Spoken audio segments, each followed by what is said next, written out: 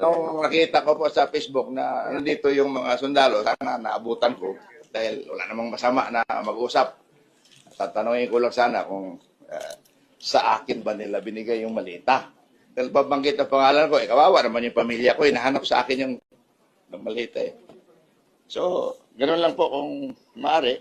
Wala man akong sama ng loob. Kaya lang, siyempre, takbo ko agad ako dito. Alam ko nandito ka eh. Kung wala ka rito, hindi man ako pupunta rito eh. Saka nandito Senator Marcolita. Alam naman nila, papasokin nila ako. I vehemently deny that meron po akong natanggap. Wala akong utang si Saldi ko sa akin. Wala din akong utang sa kanya. At wala kaming transaksyon na maaari ko siyang bigyan o maaari niya ako bigyan ng pera. Umalis na si Atty. Rondain. Nauna nang umalis. Kausap ko siya noong isang araw. Pakiusap ko sa kanya, kumuha ka lang ng isang note kay Saldi, kung makausap mo siya, na wala si Saldi pinadalang malita sa akin. Yun lang po, hindi ko sinasabi na hindi totoo yung mga sinasabi ng mga Marines, no? Ang akin lang na ako, wala akong tinanggap personally for me. Dahil, modesty aside, ganito lang po ang buhay ko, hindi naman ako naghahangad ng malita-malitang pera. Ganun lang po. Check, maraming salamat. Baka pwede silang magtanong. Yes. Baka pwede kayong magtanong, okay lang. Mga 5 minutes, panic. I'm not taking much of your time. Take your time. It's your right. Nabanggit kasi.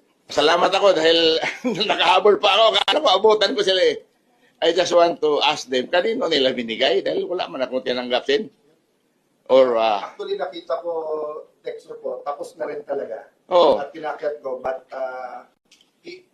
precisely why we want everyone named to have their opportunity. And I thank you, Doc, for being here. wala pa kumalinis ang konsensya mo. Pupunta ka rito, di ba?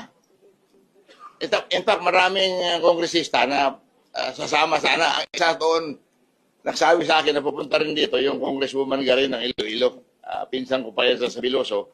Sabi niya, kung pupunta kasama ako. Eh, nakita ko ngayon, meron kayong, hindi ko man alam to eh. Kung alam ko lang ito, nandito ako, maaga pa, kinansila ko lahat ang aking mga meeting. Any question? So, any question po?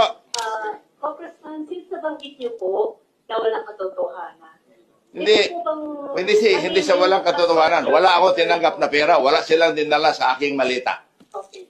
Ibig po ba sabihin, questionable yung mga sinabi kanina ng iba pang mga witnesses? Hindi ko kasi narinig eh. Nasa kalsada ako kanina. May meeting ako kanina sa dito sa PIMS, yung motor show, nandun ako. Kami nagbukas eh. Umalis ako doon.